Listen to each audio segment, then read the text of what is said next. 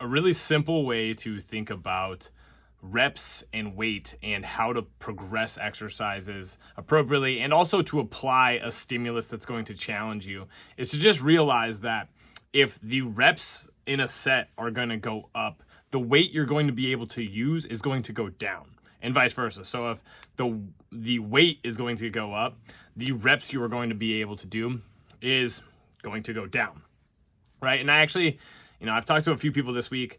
A few of them are older lifters, and they're just kind of trying to understand, how to make progress and how to challenge themselves appropriately, which is like something that often doesn't get talked about. And it can be trickier than just adding 5 pounds, which can be a good strategy. Knowing when to add weight to the bar is tricky, right? But just understanding that if you're going to do a set of 20, it's going to be at a significantly lower amount of weight than if you do a set of 3, right? And what that allows us to start to do is start to play around with these variables, right? And so let's say you can do 75 pounds for a set of 20 on the Romanian deadlift, right? And form's good. Really on that set of 20, the only reps that were probably very stimulative are like the last 4 to 5, right?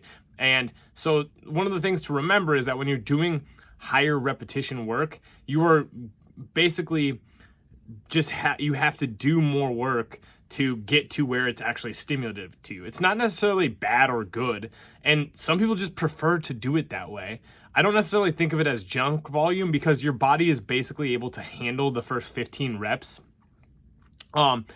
Is there pros and cons? Yeah, but there's pros and cons with pretty much everything. So it's just kind of picking your poison and doing what you want to do within your preferences that matter, right? But if you can, do 20 reps with 75 pounds on Romanian deadlifts, right? But you can only do, let's say 145 for 4 or 5 reps, right? So we have this like margin, we have this gap, right? And those 4 to 5 reps with 145, like probably all 4 or 5 of those reps are like stimulative, meaning like they're driving some form of adaptation to some degree. You can do both, but just understanding that, okay, I up the weight, the reps are going to go down, but I want to push myself over time, right? So I want to maybe take that 145 and I want to bump it up to where I can do 6 or 7 reps, right? And I want to try to maybe take 85 reps for 18 or 20. So you can kind of use both of those variables to start to like just teeter-totter your way up. It also allows you to like feel comfortable. Like when you start with lighter weights for more repetition, it just allows people to feel comfortable with training and they can still learn to push themselves via that way. Is it as good as doing a set of 5 hard? Maybe not, right?